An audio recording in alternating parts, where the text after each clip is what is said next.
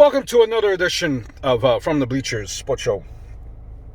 It's me, your buddy, your pal, your amigo, Tom, and I beg you and implore you to hit the like button, the subscribe button, notification bell. It means a lot to me. So, when COVID happened, threw my favorite, what was a big fan, still am a big fan of NWA, and I hope that somehow, some way, we see NWA back on our TV screens. Big fan of NWA. The reboot. They had something going there. It was on a little bit of a momentum, and then COVID happened, and then everything just fell apart. But I was a big fan of Jocephus. Or the question mark, as you may know it. The character, and it's a shame when NWA rebooted, not rebooted, when it kind of went more, I guess, mainstream with the internet show that they had on YouTube. You really didn't get to see the character, Jocephus. I think you only seen him like maybe once or twice, and it was kind of just a matter of like a whole hump kind of a deal thing, where he was just there in a battle royal, I believe. We see more of the question mark in later episodes. Brilliant portrayal, particularly of Jocephus. He passed away today. Mr. Hudson passed away. It's unknown as to what exactly was the cause. I think Dutch Mantel was saying that it might have been either a stroke or an aneurysm. Results still pending. He had a young son, which is tragic in itself. He also portrayed Brody Lee in the Vice documentary as well, the Jocephus. He was working backstage when, for NWA Power as well. So he did everything, with NWA, and just a great damn character, Jocephus. Kind of like this cult. You do yourselves a favor. Look at the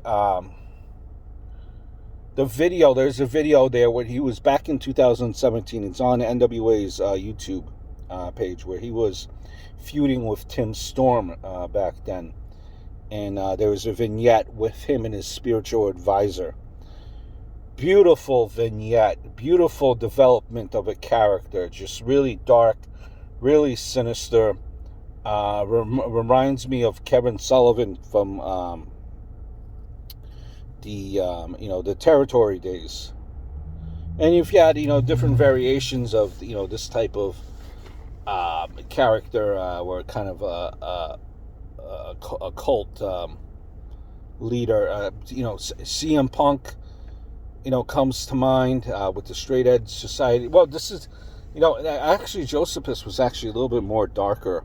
But there are variations. You had CM Punk with the Straight Edge Society.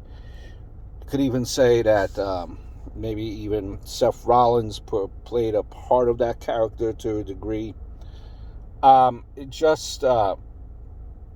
Great character work. You have to look at the vignettes. Really dark, really sinister. Had the whole look, had the beard, had the long hair. Kind of very David Koresh-like spiritual advisor. And it was a good character. And then you had the question mark, which, very, very generic, like kind of like a creative pro wrestler. Very generic look. Had had the tights, was under a mask, and was the sensei of Mongrovian karate, I believe. Which, I'll be honest, and he was paired with Aaron Stevens, Shooter Stevens. And, with the Mongrovian karate, and, with the question mark, I wasn't so much a big fan of that. Now, the question mark was funny because all he would do basically is like grunt. But, I wasn't like a big fan of that pairing and that character. But, it's not for everyone. But that Jocephus character, uh, Josephus, rather, Josephus character, amazing. Um, Rest in peace to a great wrestler. Rest in peace to Mr. Hudson.